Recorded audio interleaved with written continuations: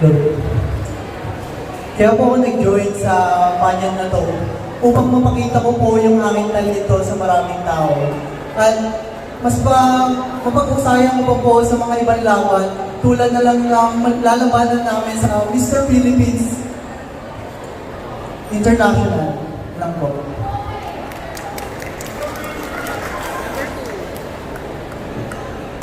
And now let's have pageant trend.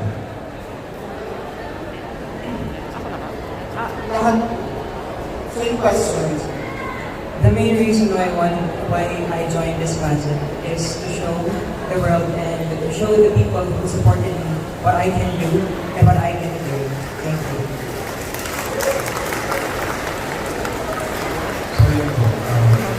Bali yung mission po ng Mr. Leroy International ay mag-inspire ng kabataan at mga tao at ang sa kabataan mo. So, eh po yung naging basehan ko po para sumali po dito. Kasi isa lang po yung layunin namin para po makapag-inspire and po motivate others. Once again, thank you so much. Candidates 1, 2, and 3. And now give way for candidates 4, 5, and 6.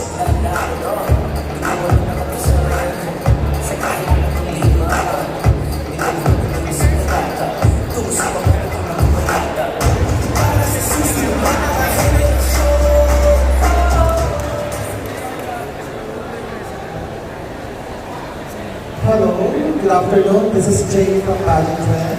First, congratulations sa inyo lahat. And my question for you guys, what is your best asset in competing at Mr. International Laguna 2025? Same question lang po. Magandang hapon po sa lahat.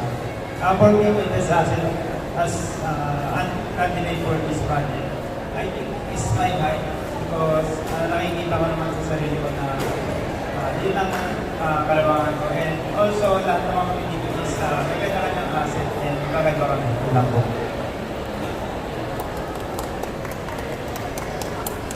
Good afternoon, everyone. I think my best asset is my face. Even though I have big ears, a big nose, and a big lips. At dito nyo makikita ang tagline ng Mr. International Laguna na distinctively handsome. Para sa akin kasi distinctively handsome is uniqueness of your own way. So yun po din po para sa akin ang best asset ko. Good afternoon, everyone. For me, lahat naman tayo dito ay may kanya-kanyang asset. But for me, is I am a compassionate individual. I'm compassionate for what I am and what I do. Yun ang po. Thank you so much. Thanks so much, candidates 4, 5, and 6. And now let's have candidates 7, 8, and 9.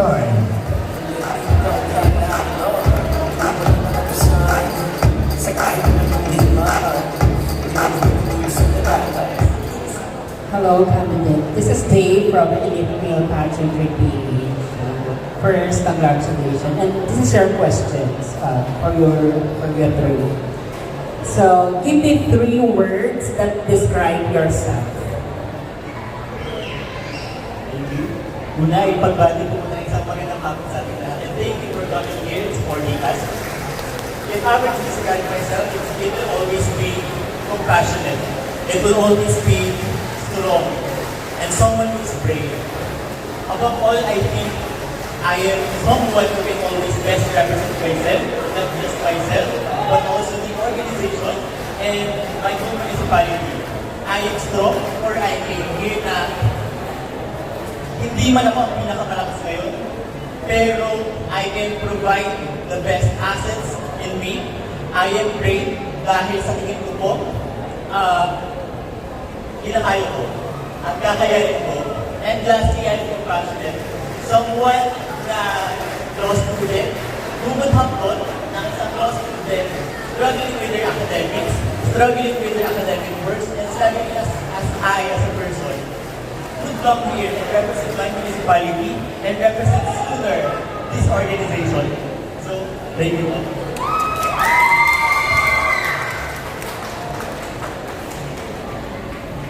Hello, good afternoon. My name is Eric from Hot and Philippines section is there. Eh, meron pa. Tatlo sila. Oo, Award ka. I repeat my question. Give me 3 words that describe yourself.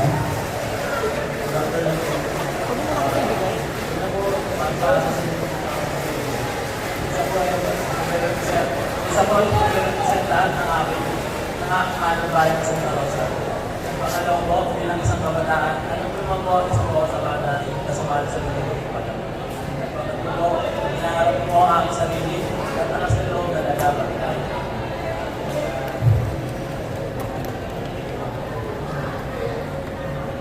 Good afternoon.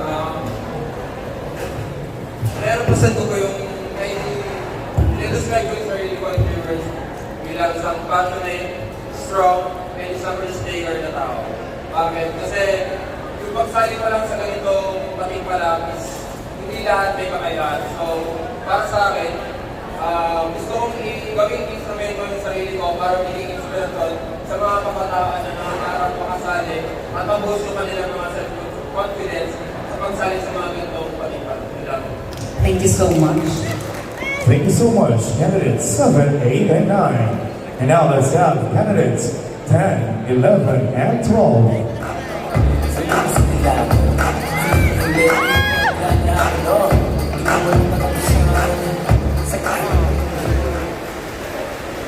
Hello, team again. My name is Eric Carson and I'm from Hot and Philippines and Shippers there. And this question applies to all three of you. What would make you a good representative for Mr. Laguna International?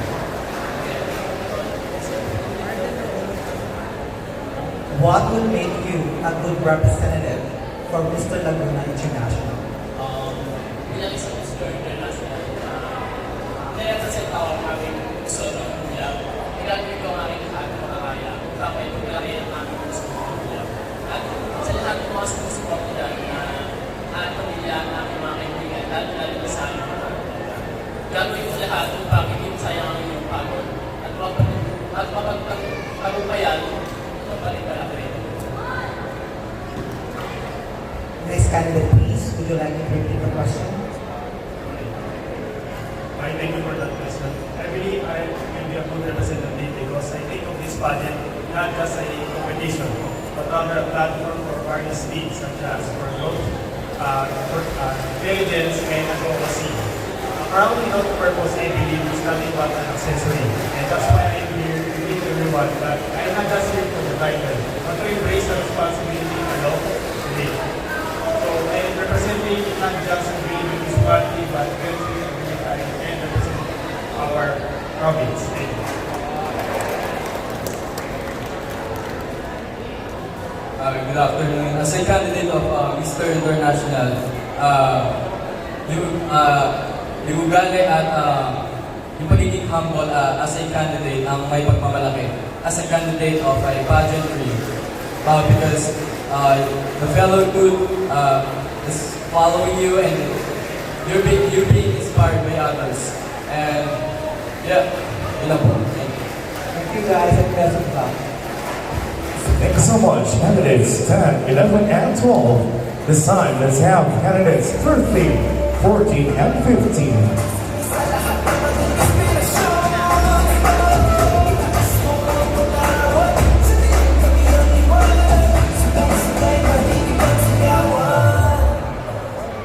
Hello, good afternoon, candidates. Congratulations sa inyo. I'm Gino from Ginger Vex TV and Ginger Vex Pageantry. So my question is, sa inyong tatlo na to as you represent your municipality, ano yung best quality na madadala nyo sa Mr. International Laguna Stage na piling nyo yun yung quality na makakakuha yung crown?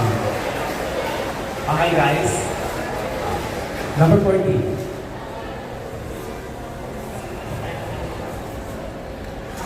Maraming salamat po sa iyo. Katanong mo. Ang isang problema yun na nadala ko dito sa paging palak natin ay ang pagkakaroon ng pagtitiwala sa sarili. Sapagkat isang dahilan ng pagtitiwala sa sarili upang mas matupad ang makuha mo mga gusto pang nangyari sa gano'n. Katulad na lang ng Corona ako, which is Mr. International Laguna Philippines 2025. Thank you. Thank you. Alright, so good afternoon everyone. So thank you for that question. So the answer ko is galing po ako sa municipality of Bay kung saan meron po isang college o na school na partner ng Development Institute. The best quality na nadagdag ako po sa if I win this competition is being a risk taker. Because dun po sa kinakasuhan ko po na school, marami po mga entrepreneur student. And as an entrepreneur student, you must a risk taker. If you must risk taker, you have a confidence to all or to face all the challenges. And with the help of Almighty God, the rest will follow. Good afternoon po. Madadala ko po sa pagpapalak na ito at magiging proud po kayo ay yung ilaban ko po yung lugar ko. Kasi po yung lugar po namin sobrang liit lang po. Kakunti po yung nakakakilala. Kaya po nandito ako para po makilala yung lugar namin na Rizal, Laguna. Na kahit po kakunti ang resources namin, lumalaban pa rin po kami sa larangan ng pageantry. Mahirap man po yung budget namin sa ganito, pero lalaban din po kami. Kailangan. Nice answer, guys. Congratulations again. Time is now candidates 16, 17, and 18.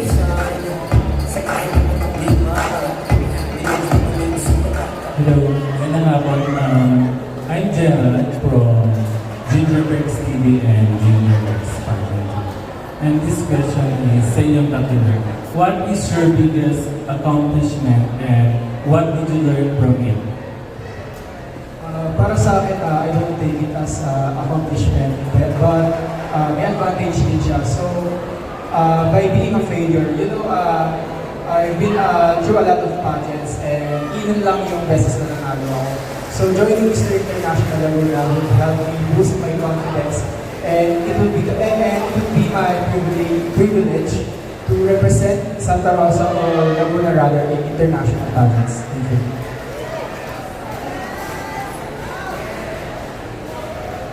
For me, my biggest accomplishment in my life is yung magkaroon po ng confidence ngayon sa inyong harapan at magkaroon na aral sa inyo yung confidence na yun.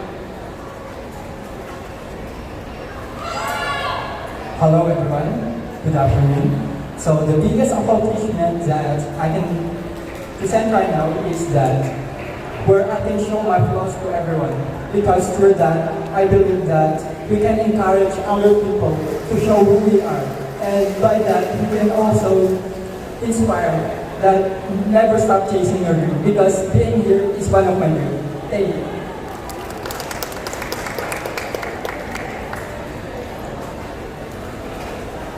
Once again, thank you so much, candidates 16, 17, and 18. Now let's have candidates 19, 20, and 21.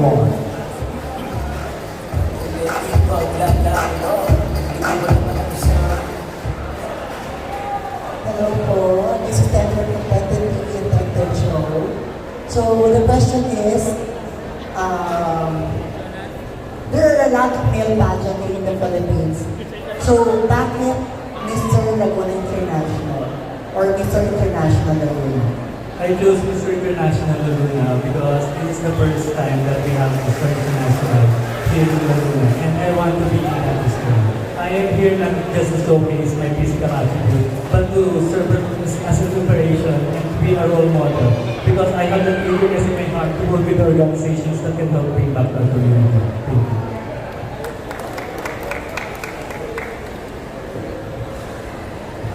Thank you.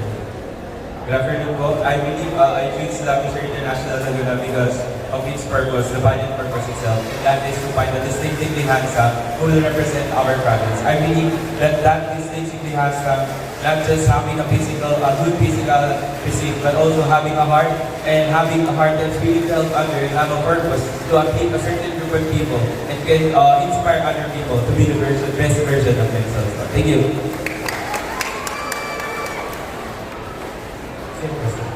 Can you repeat that question?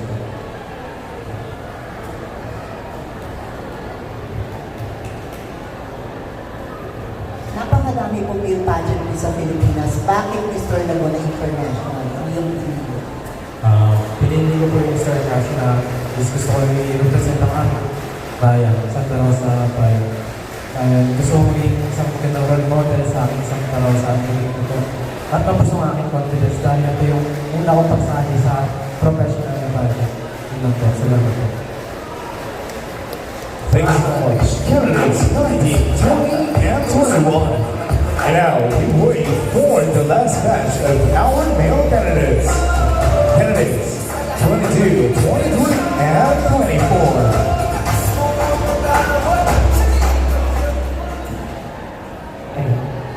Magandang hapon. Ang aming tanong ay, ano para sa inyo ang katanikan ng isang mga bagong Gabinete? Gabinete, ano yung katanikan ng isang mga kaya nyo? Ano yung mga katanikan nyo bilang new generation ng mga Gabinete?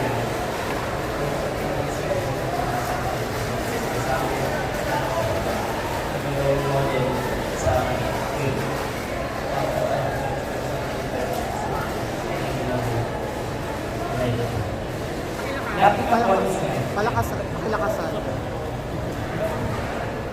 Ang isa sa katangian na dapat dapat sa mga bagay na kanyang ginagawa at upang maging role model siya sa mga kababayan. Maganda nga po. Para sa isang bagong katanggihan ng isang Pilipinas ay marunong makatanggap ng pagkatalo, pagiging makatatag sa anumang mga laban ng pageant po. Yun lang po. Good morning. Good afternoon. So, para sa akin, ang isang katangian ng isang Gabinete is pagkakaroon ng respeto. Kasi para sa akin, it is important that people have respect for everyone. Regarding their culture, regarding their age, regarding their skin color, or their gender. Kasi may salita akong kasasabihan na pag ang tao ay may respeto, siya ay may disiplina. At pag may disiplina, siya ay umaangat.